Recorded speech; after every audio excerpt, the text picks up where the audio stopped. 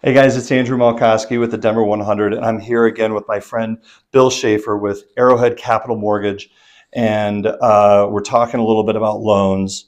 I think one of the biggest challenges for people who are buying a house, and this is a funny stat that I've heard, is that people will plan to buy a house for months and then decide to buy a house in days. Sounds about right. And that can put some undue stress, especially if they have not prepared for all the paperwork that is going to come with a loan. Yes. Because it can be a lot. Can be a lot. Yeah. I mean, people are giving away hundreds of thousands of dollars that they expect to see repaid. A lot of paperwork. There needs to be some documentation to prove your things. Otherwise, we'd end up back in 2008. Correct. We don't want that. And nobody wants that. So. No. Bill, tell me a little bit about if somebody is starting to think about buying a house, what do they need to start doing to prepare for the things that they need for you, paperwork? What documentation should they start putting together? Yes. Give us the lowdown.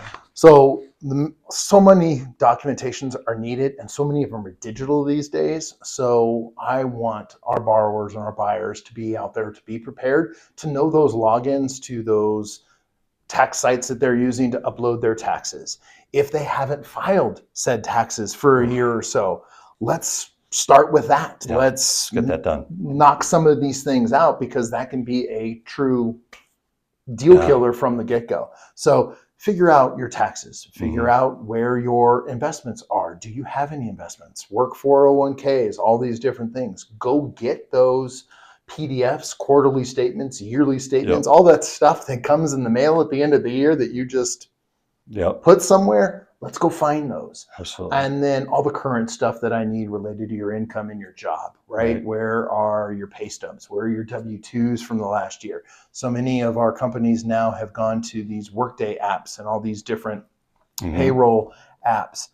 Can you download your W-2 from a job that you left 2 years ago that I'm going to need? All of that type of stuff to be prepared. But then let's figure out where your down payment is. Is it coming from a gift? Not a problem. Who's that gift coming from? We just need to document it. We just need to document it.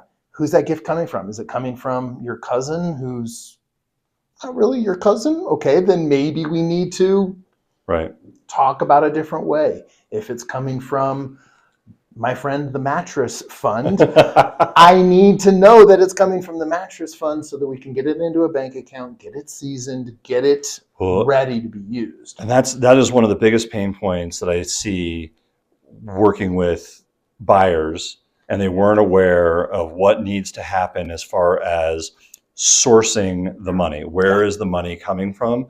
And not just where is the money coming from, not like, oh, it came from my bank to the title company, but like, well, how long was it in the bank? Where was it before it was in that bank? Absolutely. Was it in a different bank? Now we have to show this trail all the way through. Yeah.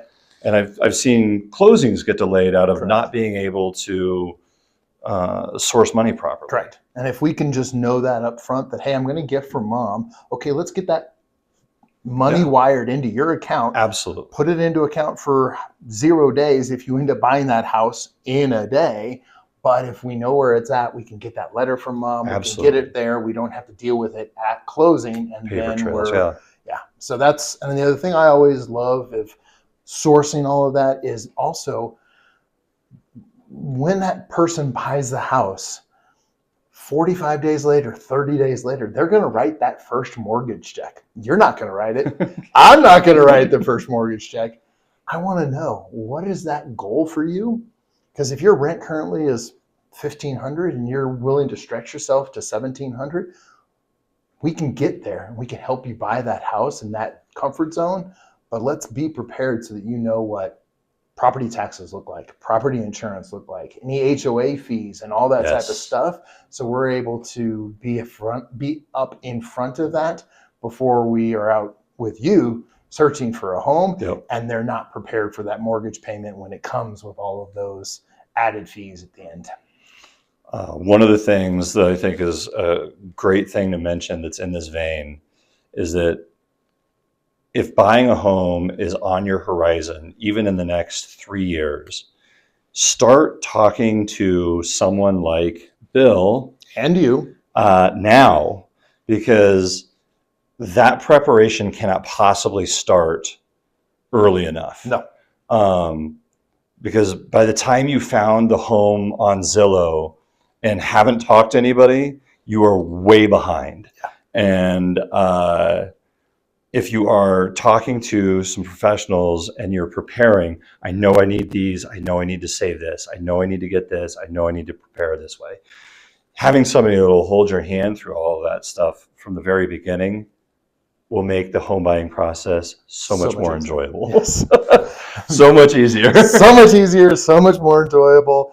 And I had a closing several years ago where literally they're going to the IRS during the middle of a pandemic and trying to get things worked out at an IRS facility so that we could close. And you don't want that stress that they had to go through for 2 months.